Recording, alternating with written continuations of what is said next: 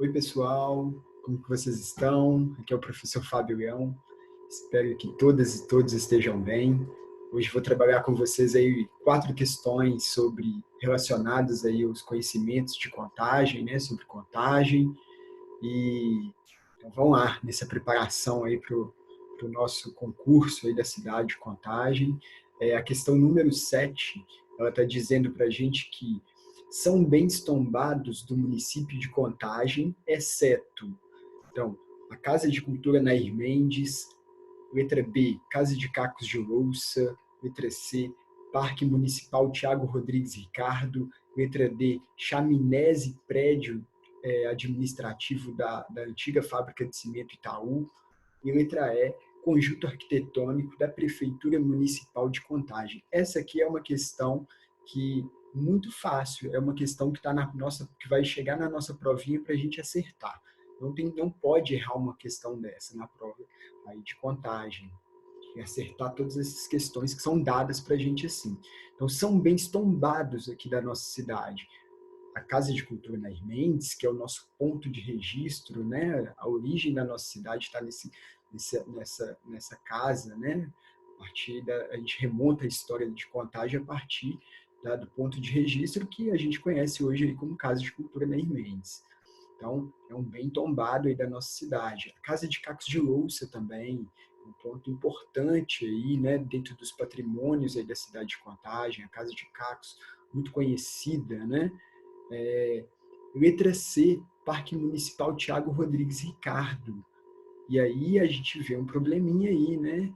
O Parque Municipal Tiago Rodrigues Ricardo, ele não é tombado como patrimônio aqui de Contagem. E se a gente for olhar as outras alternativas, então, as chaminés do Itaú e o prédio administrativo também são bens tombados, e o conjunto arquitetônico da Prefeitura Municipal também é um bem tombado aí de Contagem, faz parte do patrimônio oficial da cidade. Então, que não é um bem tombado aí da nossa cidade, então é a letra C, Parque Municipal Tiago Rodrigues Ricardo. Então, é a alternativa aí que a gente deve marcar, então, para ir conquistar o nosso cargo aí no município de Contagem. Hein? Então, um pontinho aí que foi dado aí nessa questão. A gente não pode errar uma questão dessa de jeito nenhum.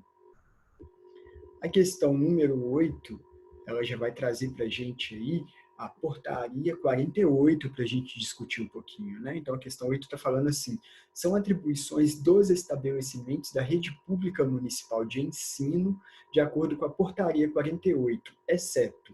Então, vamos lá. A portaria 48 vai dizer para a gente que articular que os estabelecimentos da rede pública municipal de ensino devem articular-se com as famílias e a comunidade, criando um processo de integração da sociedade com a escola. Então, se a gente pensar até mesmo nos princípios que a gente tem dentro da educação, a ideia da própria gestão democrática, a portaria 48, ela faz esse diálogo, e a letra A, ela traz aí um componente importante para a gente pensar, que é essa articulação da escola com as famílias, com a comunidade, essa integração da sociedade com a escola. Então, a letra A, ela está certa, está correta, então ela faz parte da portaria 48. A letra B, administrar seu pessoal e seus recursos materiais e financeiros. Mais uma vez, a portaria 48, ela também traz isso aí como um ponto importante, até pensando na autonomia da escola, né, que é importantíssimo para a gente pensar aí essa autonomia também. Então, a portaria 48, ela reforça isso também. Então, a administração do pessoal da escola, seus recursos materiais e financeiros, são atribuições aí dos estabelecimentos da rede pública municipal de ensino. Letra C, assegurar o cumprimento dos dias letivos e horas-aula estabelecidas, né? Então, também é uma atribuição dos estabelecimentos da rede pública municipal de ensino, né? Então, tem que assegurar lá os dias letivos, as horas-aulas que são estabelecidas por lei. Então, a portaria 48 reforça isso. E a letra D, ela traz um probleminha para a gente, que ela vai dizer que os estabelecimentos de ensino, eles devem elaborar a legislação escolar da rede municipal. Não. Né? Isso aí já é uma outra função que a gente não pode colocar isso na conta dos estabelecimentos de ensino, né, da rede pública municipal. Então, a portaria 48, ela não diz isso, então a letra D, ela tem esse problema aí, E, então, a alternativa que deve ser marcada, então, é a letra D, de dado. Então, elaborar a organização escolar na rede, ela está errada. A portaria 48 não diz isso.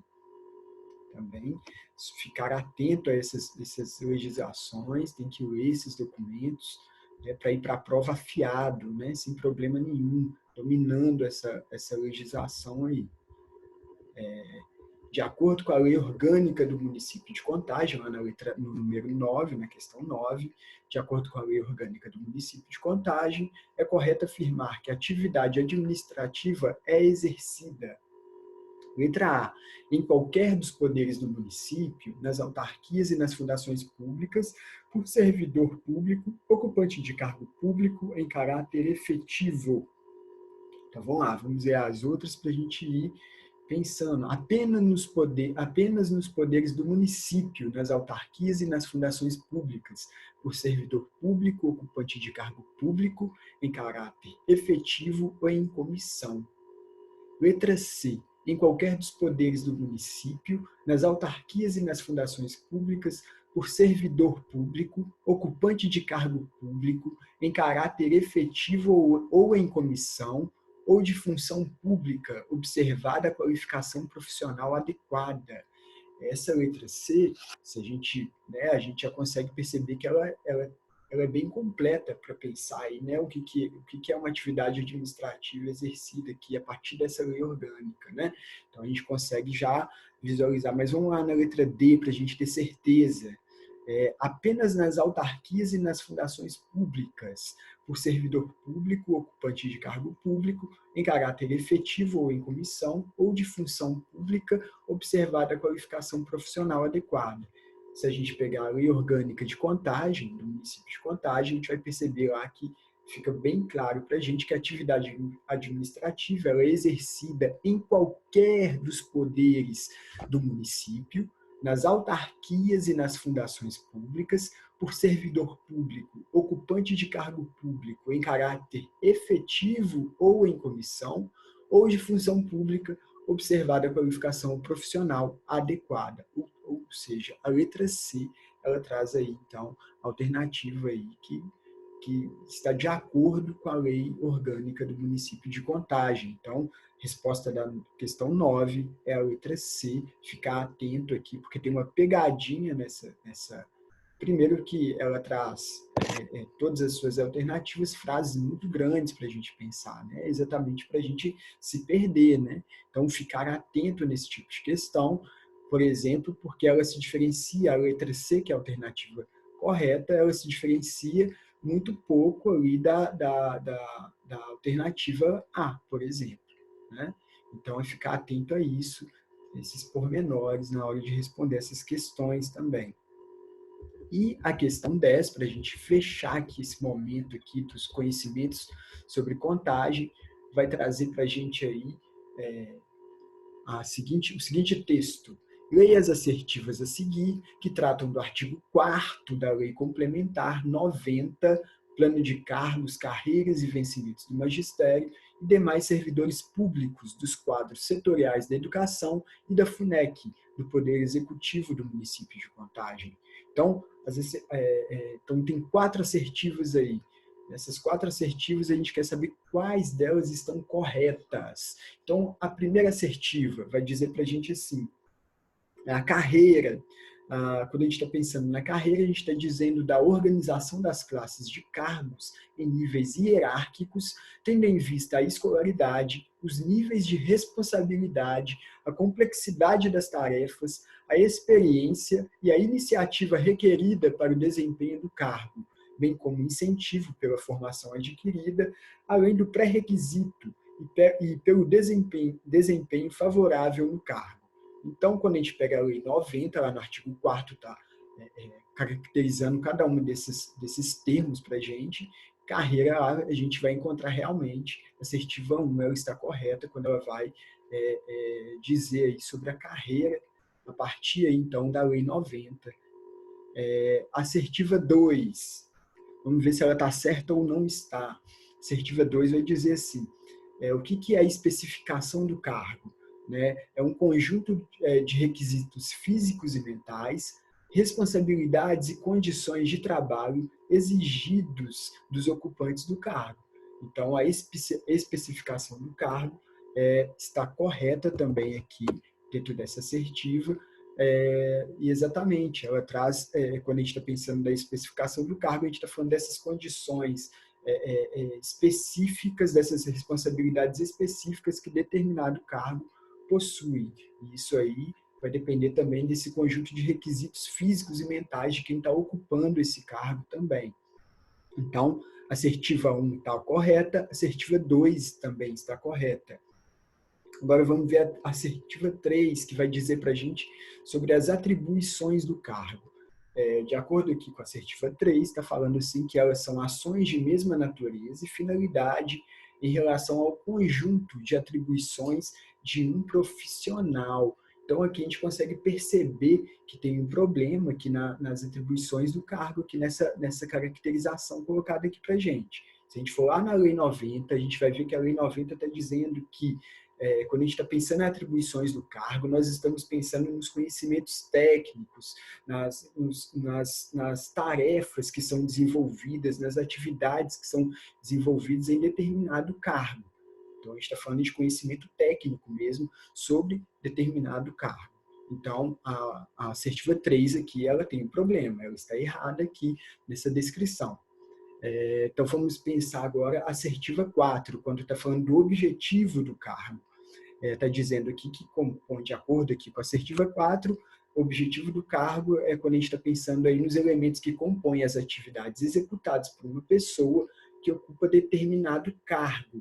E a gente percebe também, se a gente voltar lá na Lei 90, no artigo 4º, que o objetivo do cargo, na verdade, é quando a gente está pensando nas ações que são direcionadas e articuladas, visando o cumprimento de um determinado objetivo, seja ele organizacional, seja ele de interesse social. Então, quando a gente está pensando no objetivo do cargo, a gente está falando de um conjunto de ações, de ações articuladas que se espera de um profissional que está exercendo um determinado cargo, visando sempre um interesse social, ou uma organização mesmo, dentro do trabalho, enfim, mas sempre visando esse interesse social. Então, a alternativa assertiva 4 aqui, ela está descrita de maneira errada. Então, quando a gente pega aqui as 4 assertivas aqui, a assertiva 1 está correta, ela está de acordo com a Lei 90, e a assertiva 2 também está correta, de acordo com a Lei 90. Então, as alternativas aqui que respondem, então, a essa questão, está dizendo que a letra A, apenas a assertiva 1 e 2 estão corretas. Então, a 10, a gente marca feliz e acerta a letra A, tá? Bom, estamos finalizando então, espero que tenha contribuído aí com o estudo de vocês, peguem firme, essas leis são importantes, a Lei 90, né? Pensar o plano de cargos, de carreiras, né? Quando a gente pensa também a lei orgânica do município, pegar essas leis e realmente dar uma destrinchada, ler mesmo esse material, pegar o atlas histórico, geográfico também da cidade de Contagem, para entender o que é um bem tombado, enfim, quais são os bens tombados da cidade, porque a banca da FUNEC adora cobrar essas questões assim. Então, bons estudos e estamos juntos aí nessa preparação aí para o concurso, tá? Um forte abraço para vocês. Boa tarde, pessoal. Vamos dar sequência agora na correção do nosso simulado, passando para a parte de conhecimentos políticos pedagógicos e legislação. Bom, questão 11. O Estatuto da Criança e do Adolescente será aplicado. Vamos lá ver agora quais são as alternativas que nos apresentam. A. A todas as pessoas com idade entre 0 e 21 anos. Errado, né? O Estatuto da Criança e do Adolescente ele é destinado para as crianças e para os adolescentes. Quem é criança? 0 até 12 anos incompletos. Adolescente, 12 anos até 18 anos incompletos. E aí nós temos alguns casos excepcionais em que se atende uma pessoa, né, entre 18 e 21 anos, que é o que o ECA considera como jovem adulto. Imagina, por exemplo, um adolescente de 17 anos que está passando por um processo de violência doméstica. Então, esse jovem precisa ser retirado da família dele e vai ser conduzido até um abrigo. E aí, lá nesse abrigo, às vezes ele está quase completando 18 anos, mas ele ainda não tem condição de retornar para a casa dele ou morar em um outro local. Então, o ECA vai continuar mantendo essa garantia dele até ele completar os 21 anos. Ou imagina que o jovem comete um ato infracional um pouquinho antes dele completar 18, e aí ele precisa ficar em reclusão lá, né, por até 3 anos. Então, aí o Estado vai continuar atendendo ele até completar aí os 21. Então, excepcionalmente, se atende entre 18 e 21 anos. Então, todas as pessoas com idade entre 0 e 21 anos, errada. O ECA vai atender até os 21 casos excepcionais.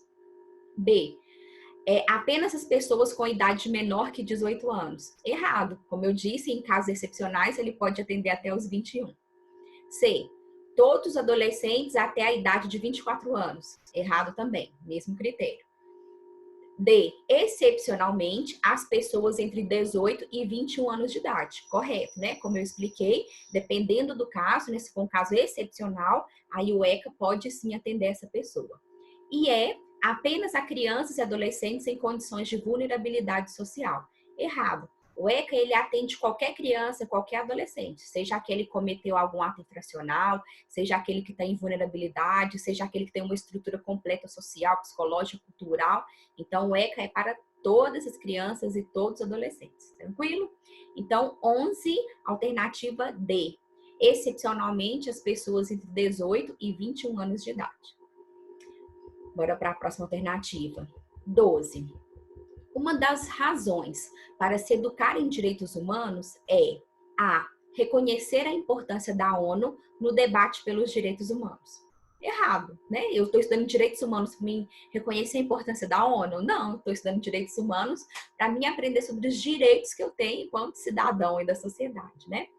B, implementar os objetivos do Plano Setorial em Direitos Humanos? Não, mesmo que um dos objetivos do plano seja a educação em direitos humanos, eu não estudo, não é para mim obedecer e implementar o plano, eu estudo para aprender sobre os direitos que eu tenho. C, reconhecer os direitos humanos na sociedade do conhecimento. Errado, né? A gente vai reconhecer os direitos humanos aí, independente da sociedade do conhecimento. Então, mesmo que a pessoa que não tem nenhum conhecimento sobre esse direito humano, ela ainda assim tem acesso a ele, que é um direito para todas as pessoas. D, formar para o exercício da cidadania e para a participação na democratização da sociedade. Correto. Então, para que eu estudo os direitos humanos? Para os humanos aprenderem sobre os seus direitos, né? Então, eu vou aprender sobre, por exemplo, o direito ao trabalho. Todo ser humano deve ter acesso ao trabalho. Ao lazer, toda pessoa tem direito ao lazer. Vou aprender também sobre os direitos de gênero, os direitos étnicos. Vou aprender sobre que a tortura é proibida, né? A pena de morte é proibida. Então, a gente vai estudar para a gente entender quais são os direitos cidadãos que nós temos aí na sociedade que a gente vive. Então, 12, alternativa D. Levar a participação plena no Fórum Social Mundial. Não, né? Você estuda direito humano, não é para você participar do fórum. Isso é uma consequência do estudo dos direitos humanos. Tranquilo? Alternativa 13. Os quilombolas têm especificidades relacionadas à região, à cultura, à religião que os diferenciam entre si e que precisam ser consideradas na formulação das propostas educacionais.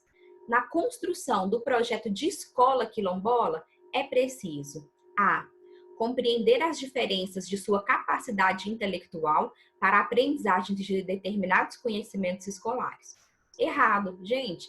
Todos nós temos as mesmas capacidades intelectuais, não é porque o cara é quilombola, ou indígena, ou ribeirinho, que ele vai ter uma capacidade intelectual, né, diferente. Não, todo mundo tem as mesmas capacidades intelectuais, exceto em pessoas, né, que pode ter algum problema cognitivo. B, desenvolver práticas de fortalecimento de identidade étnica e da referência de acesso a direitos humanos. Bom, gente, essa escola que vai ser construída aí, né, num quilombo, numa região próxima ao quilombo, ela tem esse objetivo de fortalecer essa identidade. Então, eu sou um quilombola, qual que é a história que eu tenho, quais são os direitos que eu tenho enquanto uma pessoa quilombola, né? Quais os serviços que eu posso acessar, como que essa escola deve funcionar, né? Então, quando a gente pensar nessa escola quilombola, a gente vai pensar nesse espaço como fortalecimento dessa identidade étnica e como esse espaço de garantia do direito. Então, aqui a correta é a letra B. Vamos ver aqui. C. Reconhecer os diferentes modos de vida na expressão de uma cultura limitada e ainda inferior à dos brancos. Olha aqui que preconceituoso isso, né? Essa questão que a gente já elimina fácil. Falou que é limitado, que é inferior, né? Tudo isso, qualquer palavra preconceituosa que aparecer aí na prova, você já pode eliminar essa questão. D.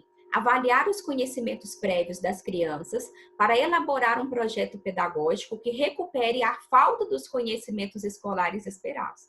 Gente, não existe isso. A educação escolar quilombola, ela é igual toda a escola. Então, tudo que você aprende na educação regular, comum, você vai aprender lá na educação quilombola do mesmo jeito.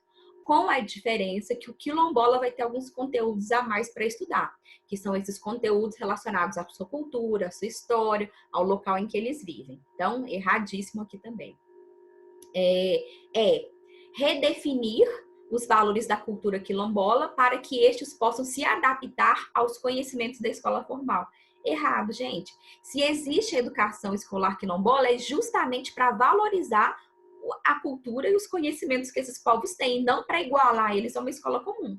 Senão nem justificava ser uma escola quilombola, poderia ser uma escola formal comum mesmo, né?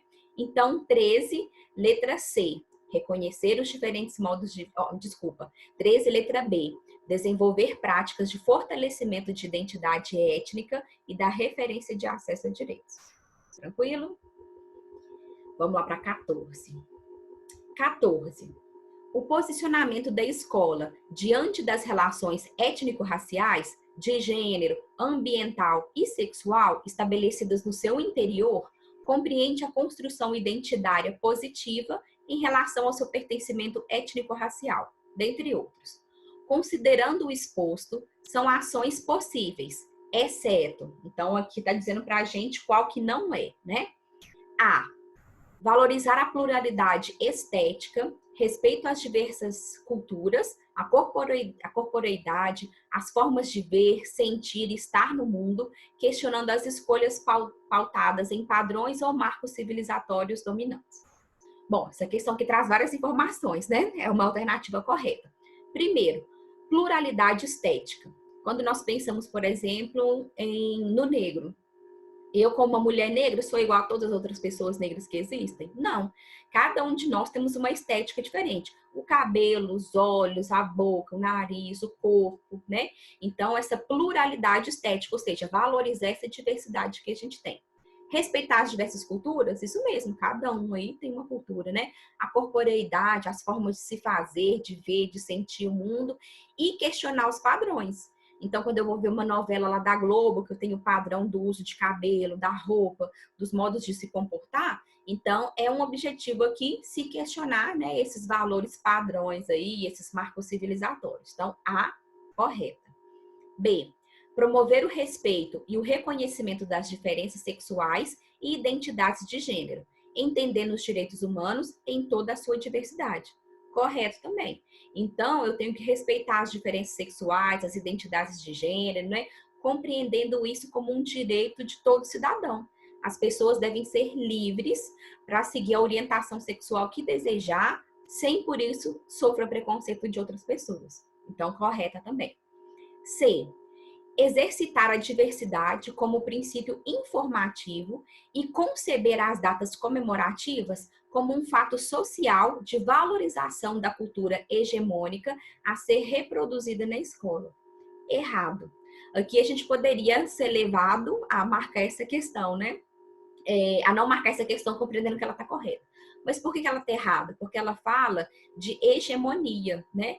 E a gente não está dizendo que existe uma cultura hegemônica. Pelo contrário, a gente está dizendo que existe uma grande diversidade. Então, essa aqui está errada, né?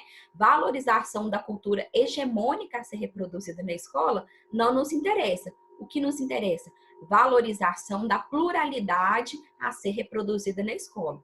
Então, ao invés da escola trazer um único ponto de vista, uma única cultura, uma única forma de ver o mundo, ela tem que trazer uma diversidade. Então, essa aqui está errada, por isso é a nossa alternativa. D. Garantir a reafirmação das diferenças individuais e coletivas a partir do senso de pertencimento identitário e no combate ao racismo, machismo, homofobia, xenofobia e a todas as formas de discriminação, violências e intolerâncias. Correto. Então, a gente está defendendo uma escola, né? A gente está defendendo que a escola se posicione valorizando essa diversidade, a coletividade, reafirmando as diferenças individuais. Nós não somos todos iguais, né? Nós temos nossas diferenças aí, regionais, sociais, políticas, étnicas, né? Então, toda essa diversidade tem que ser reconhecida na escola. Então, 14, alternativa C, que é exceto. Todas as outras estão corretas. 15. No que se refere à formação de profissionais para atuar na educação básica, conforme o artigo 62 da Lei de Diretrizes e Bases da Educação Nacional, assinale a afirmativa correta. Então, vamos lá. A. A formação de docentes para atuar na educação básica fará-se-á em nível superior, em curso de licenciatura plena, admitida como formação mínima para o exercício do magistério na educação infantil e nos 5 primeiros anos do ensino fundamental, a oferecida em ensino médio na modalidade normal. Essa alternativa é correta. Então, por mais que a gente fique um pouco chocado, quem foi lá e fez um magistério, né, fez aí da modalidade normal, ele pode sim atuar na educação infantil, né? E aí a LDB vai permitir isso. Por isso que é comum a gente encontrar nos concursos de prefeitura uma cobrança para que essas pessoas que trabalham com educação infantil tenham apenas o magistério, já é suficiente para trabalhar, e dependendo da rede, eles colocam lá um cargo como se fosse ajudante, assistente de educação infantil, e aí considera só o ensino médio, tá? B. A formação de docentes para atuar na educação básica fará-se em nível superior em cursos de licenciatura plena, admitida como formação mínima para o exercício do magistério na educação infantil e nos 5 primeiros anos do ensino fundamental, a oferecida em nível superior. Errado. Por quê? Não é só do nível superior. Como eu disse, quem fez lá o normal também, a nível médio, também pode atuar. C. A formação de docentes para atuar na educação básica fará-se em nível superior em cursos de licenciatura plena, admitida como formação mínima para o exercício do magistério na educação infantil e nos 5 primeiros anos do ensino fundamental, a oferecida em nível superior em cursos de pedagogia e educação infantil. Aqui, gente, o curso ele não cita aqui o curso do magistério, né, o normal superior, então ele está incorreto, porque o normal superior, ele também está aí, né, a LDB permite ele. D. A formação de docentes para atuar na educação básica fará-se em cursos técnico de nível médio, admitida como formação mínima para o exercício do magistério na educação infantil e nos 5 primeiros anos do ensino fundamental, a oferecida em nível médio na modalidade normal. Aqui ele não cita o ensino superior, então por isso ele também está errado. Então nossa alternativa é 15, letra A. Vamos lá para 16. No contexto da educação, a questão da diversidade cultural está colocada no sentido de A. Não opor igualdade e diferença, mas negar a padronização, lutar contra todas as formas de desigualdade e trabalhar pelo reconhecimento das diferenças. Bom, gente, essa aqui é a nossa alternativa correta, né? A gente vai ver as outras ali, eu vou desconstruir ela, mas para a gente entender a correta aqui antes. A. Não opor igualdade e diferença, né? Porque olha só, nós somos iguais? Somos todos seres humanos. Mas nós temos as nossas diferenças, né? Então, dentro da nossa igualdade, nós temos as nossas diferenças. Então, o que a gente vai fazer aqui? Nós vamos negar a padronização. Então, nós somos iguais, mas a gente não é o mesmo modelo padrão. Cada um de nós tem uma demanda, uma forma de aprendizagem. Lá na nossa sala de aula, o que a gente observa? Cada aluno tem seu próprio tempo de aprendizagem. Não tem como eu vir aqui padronizar e achar que esse método vai funcionar para todo mundo e todo mundo vai estar no mesmo ritmo, né? Então, isso é um erro. por isso, negar essa padronização e lutar contra todas as formas de desigualdade. Então, não se aceita nenhum tipo de preconceito, não deve se aceitar nenhum tipo de discriminação, de desigualdade, e trabalhar pelo reconhecimento das diferenças. Então, é importante a gente valorizar essas diferenças, o que cada um de nós temos aí dentro dessa grande diversidade, né? Então, 16, alternativa A. Vamos ver a B. Reconhecer que no Brasil vive-se em meio a um caldeirão cultural. Bom, nós vivemos em meio a um caldeirão cultural, né? Isso é fato, porque a gente tem uma grande diversidade cultural. Mas olha só, esse caldeirão dá a impressão de que jogou tudo lá dentro, tá aquela confusão, que é uma forma pejorativa, né? Então, quando a gente está dizendo dessa diversidade cultural, a gente não está dizendo que está ali tudo embolado, misturado. A gente está querendo justamente trazer para reconhecimento as especificidades que esses grupos têm dentro da sociedade. Então, errado aqui. C. Realizar um importante trabalho educativo de acomodação das diferentes culturas. Eu tenho que ficar acomodando as culturas para elas caberem aqui na sociedade? Não, eu vou respeitar essas culturas, valorizar essas culturas e não encaixotar elas aí nos cantinhos, né? D. Representar a diversidade cultural como um sério e profundo problema social. Gente, a diversidade cultural não é problema social. Problema social é os diferentes grupos étnicos ocuparem espaços desiguais na nossa sociedade, né? Reconhecer que igualdade é o oposto da diferença. Bom, não é bem assim. Não é que a igualdade seja o oposto da diferença, né? Nós somos iguais, somos, mas nós somos iguais e também somos diferentes entre nós. Então, não tem essa ideia de colocar como se fosse o oposto. Tanto que a alternativa A já diz o seguinte, não opor igualdade e diferença, que é a alternativa correta, né? E a E já diz, reconhecer igualdade é o oposto da diferença. Não é, né? Diferença e igualdade são conceitos aí diferentes, né, que a gente vai abordar. Lembra sempre da igualdade. Todos nós somos humanos e todos nós somos iguais. Só que dentro da nossa igualdade existe a nossa diversidade, que são também as diferenças. Então, errado. 16, letra A correta. Vamos lá para 17. A Base Nacional Curricular Comum, né, a BNCC, que está sendo discutida pela sociedade na atualidade, faz referência. O que a BNCC é, gente? A. Um conjunto de normas disciplinares que devem guiar as escolas municipais. Errado, né? A BNCC é um documento aí nacional para trazer para a gente conteúdo comum curricular que deve ser seguido aí por todos os brasileiros, né? Sendo que ela tem uma parte comum e uma parte específica.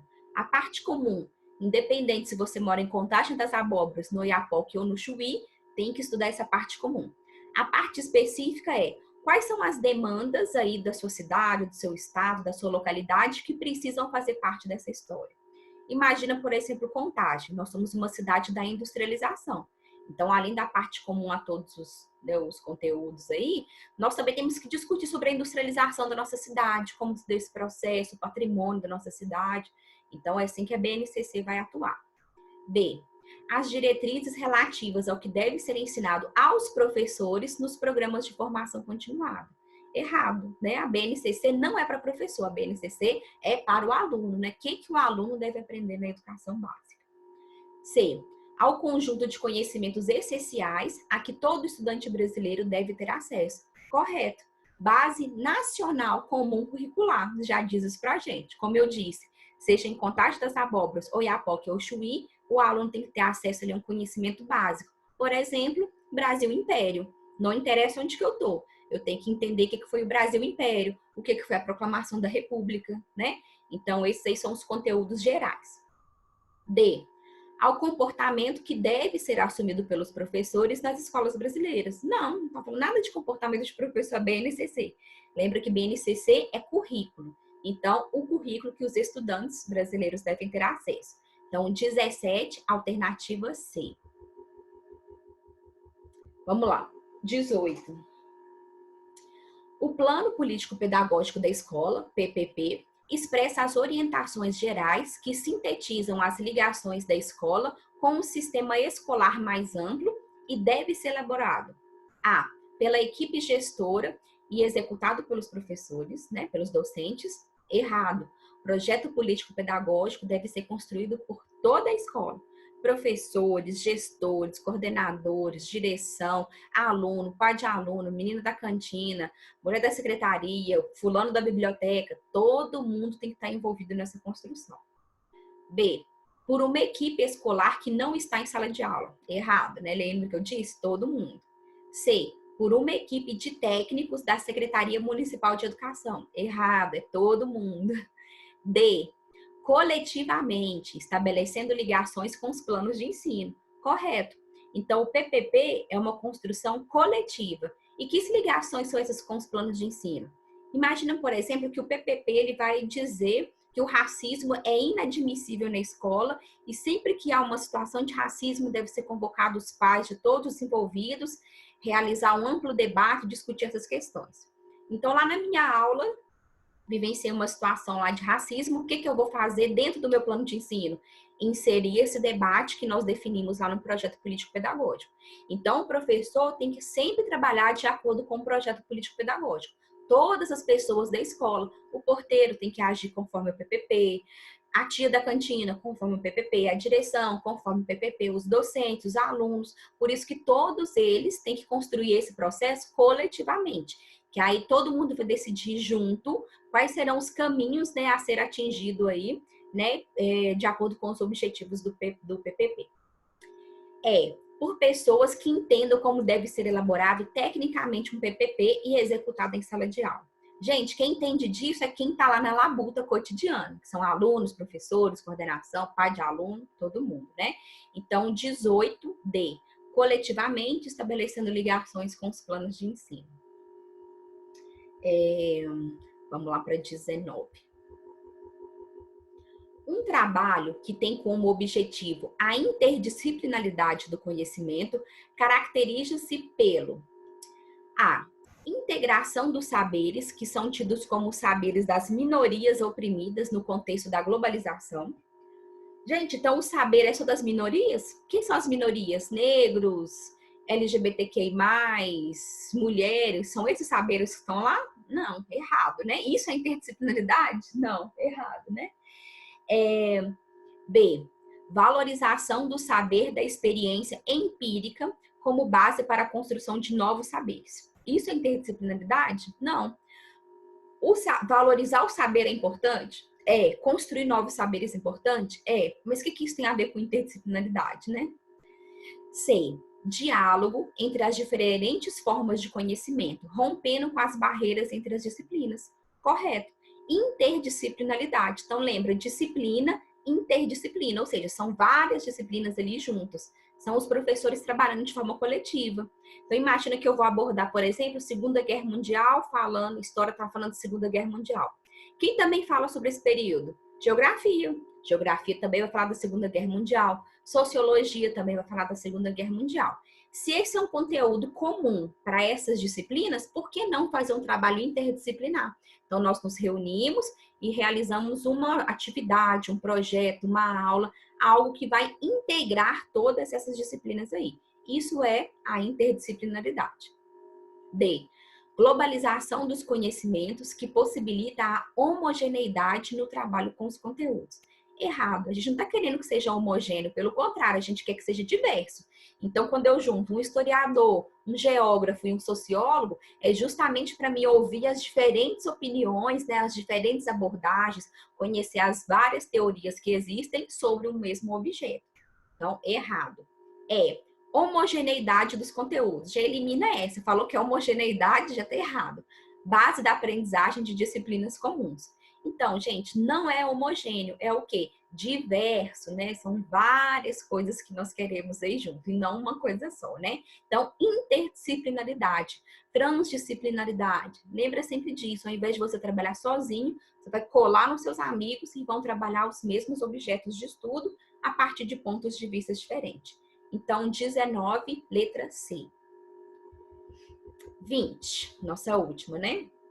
O desenvolvimento de capacidade, como as de relação interpessoal, as cognitivas, as afetivas, as motoras, as éticas, as estéticas de inserção social, torna-se possível mediante a formação de turmas fortes e fracas. Gente, isso nunca funcionou nem vai, né? Então, eu tenho a turma A, que é sensacional, eu tenho a C, que é péssima. Vai funcionar essa interação social, esse desenvolvimento cognitivo, motor? Não vai. Nem para o aluno, nem para o professor. Talvez dar aula na turma A vai ser espetacular, mas dar aula na turma C vai ser um inferno. Então, não funciona. O que a gente defende? Que as turmas elas sejam bem diversas, justamente para que a gente tenha condições de realizar um bom trabalho, né? Então, A, né? Errado. B, o aporte coletivo, o que implica a formação de turmas homogêneas. Não, gente, foge de turma homogênea. A gente quer o quê? Diversidade, né? Que a gente quer ir nas turmas. C, o processo de construção e reconstrução de conhecimento. Sim, então a gente está ali na escola para que eu tenha um aluno cientista, desenvolvendo o saber, construindo o saber. Ele está construindo, está reconstruindo, está criticando, está aprendendo. É isso que a gente defende aí no desenvolvimento dessas capacidades aí dos nossos alunos, né? Então, você trouxe ali uma abordagem teórica, e se o aluno questionou, é sinal que ele está fazendo uma reconstrução do conhecimento. Então, é isso que a gente valoriza. Então, 20, alternativa C. D, o aporte docente, que dá lugar à uniformidade dessas capacidades em todos os alunos. Errado, gente. Nossos alunos nunca vão ter uma universidade de saber. Por quê? Estamos inseridos em contextos aí sociais, políticos, econômicos, culturais diversos. Então, nossos alunos é a mesma coisa. Então, tudo que tiver uniformidade, igual, único, você já pode eliminar. É a interação e agrupamento de estudantes do mesmo nível de compreensão. Errado. Lembra que eu disse que essa questão da homogeneidade não funciona? Eu preciso colocar um aluno que já está expert em equação de segundo grau, junto com outro aluno que ainda está mediano, para quê? A interação daquele processo de aprendizagem vai ser positiva para os dois. Se eu colocar 2 excelentes ali naquela sala, na outra sala eu coloco 2 que não sabem nada, os excelentes podem até caminhar, mas os que não sabem nada vão ficar estacionados ali, né? Então, 20 é a alternativa C, o processo de construção e reconstrução do conhecimento. Tranquilo, pessoal? Na semana que vem estaremos juntos aí novamente, trazendo aí outro simulado para que a gente possa discutir e aprender um pouco mais e estar aí super preparado para o concurso de contagem. Bons estudos a todos!